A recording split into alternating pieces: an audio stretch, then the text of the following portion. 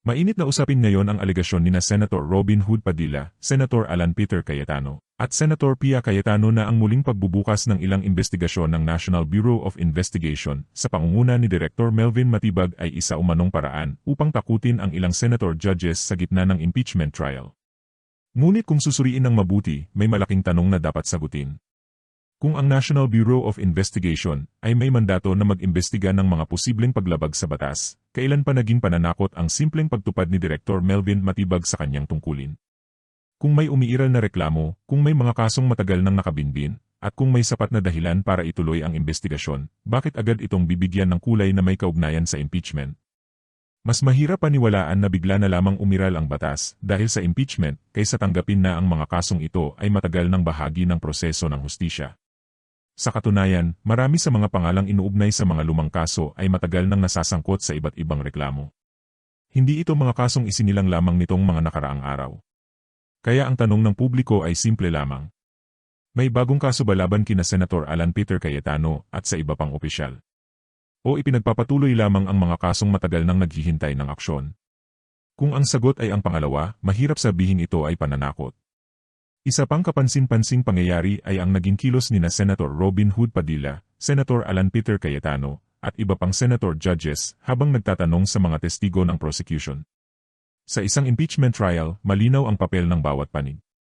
May prosecution, may defense, at may mga senator judges. Ngunit kapag ang paraan ng pagtatanong ay tila nakatuon na sa paghahanap ng butas sa testigo ng prosecution, sa halip na linawin ang mga isyu para sa taong bayan, hindi maiiwasang magtanong ang publiko. Nasaan ang hangganan ng pagiging isang hukom?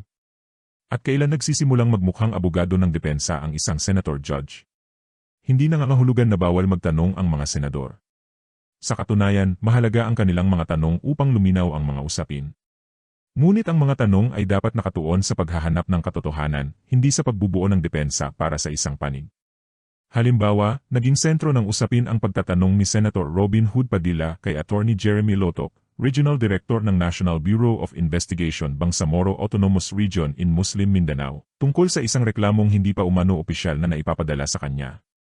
Sa parehong pagdinig, kapansin-pansin din na ang direksyon ng ilang tanong ay tila nakatuon sa pagsubok na pahinain ang kredibilidad ng testigo ng prosecution kaysa linawin ang mga ebidensyang inihaharap. Kapag ang pagtatanong ay nagiging tila cross-examination laban sa testigo ng prosecution, natural lamang na magkaroon ng pagdududa ang publiko kung tunay bang nananatiling walang kinikilingan ang impeachment court. Isa rin sa mga naging sentro ng diskusyon ang usapin ng pagbubukas ng bank records, financial records, at tax records ni Vice President Sara Duterte. May nagsasabing ito raw ay paglabag sa karapatan sa privacy. Ngunit hindi rin maaaring kalimutan ang isa sa pinakamahalagang prinsipyo ng ating saligang batas. Public office is a public trust. Ang pagiging opisyal ng gobyerno ay may kaakibat na mas mataas na antas ng pananagutan sa publiko. Ang karapatan sa privacy ay mahalaga. Ngunit hindi ito maaaring maging permanenteng panangga laban sa obligasyon ng transparency at accountability kapag ang usapin ay may direktang kaugnayan sa paggamit ng kapangyarihan at pondo ng bayan. Hindi rin ito ang unang pagkakataon na hihilingin ang ganitong uri ng mga dokumento sa isang impeachment proceeding. Sa mga naunang impeachment cases laban kay former President Joseph Estrada at former Chief Justice Renato Corona, naging bahagi rin ng proseso ang pagbusisi sa mga financial records ng mga opisyal na nililitis. Kung noon ay itinuring itong mahalagang hakbang sa paghahanap ng katotohanan, ano ang malaking pagbabago ngayon? Maging sa oral arguments, iginiit ni Congressman Jervil Luistro na ang mga naging posisyon noon nina Senator Alan Peter Cayetano at Senate President Francis Escudero sa mga naunang impeachment proceedings ay dapat ding isaalang-alang ngayon.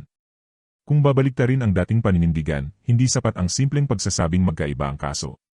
Kinakailangan ng mas matibay na legal na batayan upang ipaliwanag kung bakit tatalikuran ang mga naunang naging pamantayan.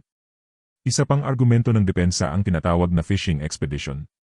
Ang ibig sabihin nito ay umano'y naghahanap lamang ng ebidensya ang prosecution nang walang malinaw na basehan.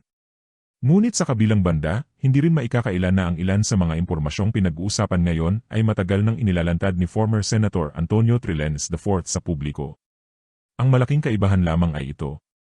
Ang mga usap-usapan ay hindi maaaring maging ebidensya sa korte. Kinakailangan pa ring makuha ang mga dokumento sa legal na paraan upang magkaroon ng bigat at bisa sa paglilitis. Iyan ang layunin ng proseso. Hindi ang manghula. Hindi ang mag-imbento, kundi ang patunayan ang bawat alegasyon gamit ang mga dokumentong kinikilala ng batas. Kung sakaling hindi pa hintulutan ang pagbubukas ng ilang mahahalagang records ni Vice President Sara Duterte, hindi nangangahulugang tapos na ang laban ng prosecution.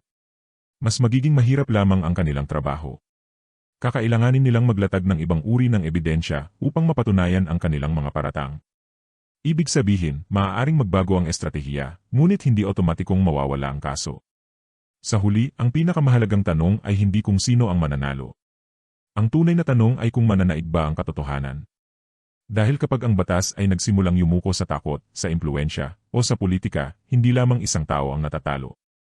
Ang talo ay ang buong sambayanang Pilipino na umaasang ang hustisya ay mananatiling patas, matatag, at hindi nabibili ng kapangyarihan.